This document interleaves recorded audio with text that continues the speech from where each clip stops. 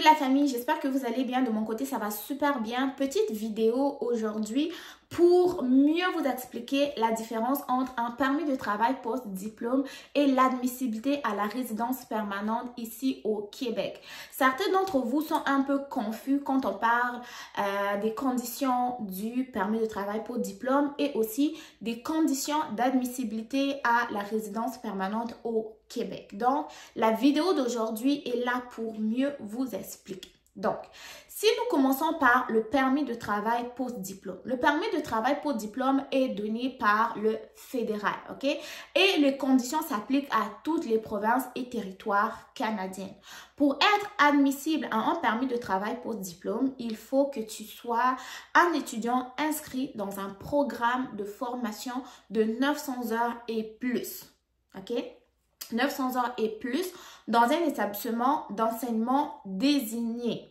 900 heures et plus dans un établissement d'enseignement désigné. Ça te donne donc une admissibilité au permis de travail post-diplôme. Si tu veux en apprendre davantage sur le permis de travail post-diplôme, n'hésite pas à consulter le lien que je mettrai en barre d'infos. Okay? Donc, ça, c'est la condition la plus importante.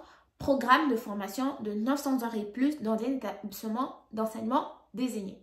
Tandis que, en ce qui concerne l'admissibilité à la résidence permanente du Québec, qu'on va appeler sélection permanente du Québec ou certificat de sélection du Québec, CSQ en gros, ok? Vous pouvez l'appeler comme vous voulez, le CSQ. Pour qu'un étudiant étranger soit admissible à un CSQ, cet étudiant-là doit être inscrit dans un programme de formation de 1800 heures et plus. Ok? Donc, vous comprenez un peu la différence. Il faut qu'un étudiant soit inscrit dans un programme de formation de 1800 heures et plus. Sur le site d'immigration du Québec, ils ont énoncé les différents niveaux suivants, c'est-à-dire la maîtrise, le doctorat, le baccalauréat, les formations collégiales, les formations professionnelles de 1800 heures et plus, donc un DEP de 1800 heures et plus, ou un DEP plus un ASP qui va te donner un total de 1800 heures. Ok? Donc, j'espère que vous me comprenez bien. Ça, c'est pour le certificat de sélection du Québec ou CSQ qui t'autorise donc ou qui te donne l'admissibilité à la résidence permanente. Cependant, tu dois faire attention. Le fait d'obtenir un CSQ ne te procure pas un statut permanent au Québec. Tu dois quand même maintenir le statut que tu avais au Canada avant d'avoir ton CSQ. Donc, si tu as obtenu ton CSQ pendant que tu avais ton permis de travail post-diplôme, donc c'est le permis de travail post-diplôme qui t'autorise à rester au Canada. Et le CSQ, lui, va te permettre donc de soumettre ta demande de résidence permanente. Le CSQ fait de toi un résident permanent au niveau du Québec, mais pas au niveau du Canada. Okay? Donc, il faut vraiment faire attention. Le CSQ te donne un statut de résident, de candidat sélectionné par le Québec, qui te donne donc ton admissibilité à la résidence permanente, parce que si tu n'as pas le CSQ, tu ne pourras pas avoir la résidence permanente au Québec, si tu es au Québec, ok? Donc, j'espère que tu comprends bien. Tu as besoin du CSQ si tu es au Québec pour pouvoir obtenir ta résidence permanente au Canada.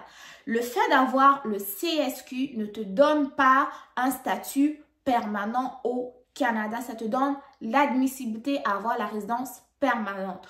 Donc, pour être admissible à la résidence permanente au Québec, il te faut une formation de 1800 heures et plus. Une fois que tu as la formation de 1800 heures et plus, tu obtiens ton CSQ et tu fais ta demande de résidence permanente au Canada. Cependant, le statut que tu avais avant d'obtenir ton CAQ doit toujours être valide. Si tu avais un permis de travail post-diplôme, il doit toujours être valide et non expiré. J'espère que vous comprenez très bien.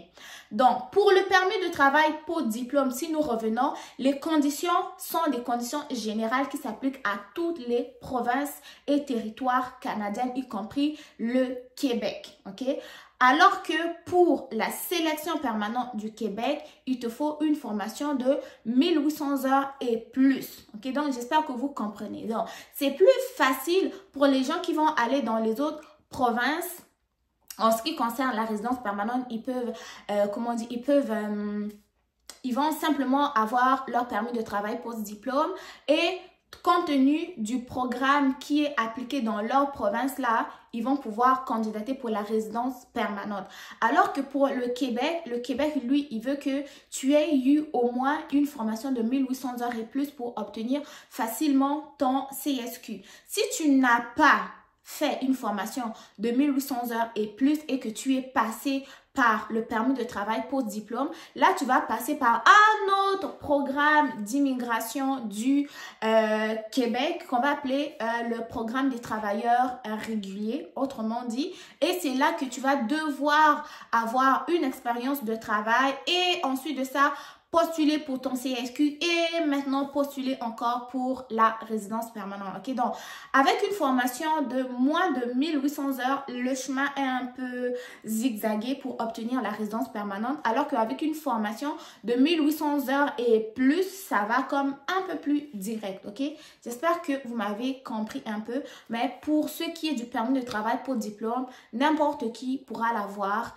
tant qu'il a une formation de 900 heures et plus, que ce soit au Québec, Nouveau-Brunswick, Manitoba, Alberta, peu importe où. Mais pour la sélection permanente du Québec, ils ont dit que ça prenait une formation de 1800 heures et plus. Et donc, soit avoir une maîtrise, un doctorat, un baccalauréat, formation collégiale, un DEP de 1800 heures ou DEP plus ASP qui va te donner un total de 1800 heures. Ok, donc pour ce qui concerne la résidence permanente pour les autres provinces au Canada, il y en a plusieurs moyens. Ok, donc si tu n'es pas étudiant, tu es travailleur, peu importe que tu sois, il y a plus de 17 programmes d'immigration qui te donnent la possibilité d'obtenir la résidence permanente au Canada. Donc, ça va être vraiment libre à toi de regarder quel est le programme qui s'adapte le mieux à toi. Okay? Donc, pour avoir plus d'informations, allez consulter le site internet de IRCC. Je rappelle que je ne suis ni consultante ni avocate en immigration. L'information que je vous partage, c'est selon mes recherches, mes connaissances et ma compréhension. N'hésitez pas à aller consulter le lien en barre d'informations. Si vous avez des questions, n'oubliez pas de les poser dans les commentaires. J'espère que ma vidéo vous aura éclairé un tout petit peu quand même sur ce sujet, à savoir les conditions du permis de travail pour diplôme et les conditions pour être admissible au CSQ. Ok, là j'ai parlé pour les étudiants. Ok, pour les travailleurs c'est d'autres procédures, d'autres conditions, mais pour les étudiants pour le moment c'est ce qui est écrit sur le site internet du gouvernement du Québec. Donc n'hésitez pas à aller consulter les liens que je vous aurai mis en barre d'informations, à savoir le lien d'IRCC concernant les différents programmes d'immigration qui vous donnent l'accessibilité à la résidence permanente et aussi le lien du gouvernement du Québec que je vous aurai mis qui vous énonce les différentes conditions pour être admissible au CSQ pour les étudiants étrangers. Donc, prenez soin de vous.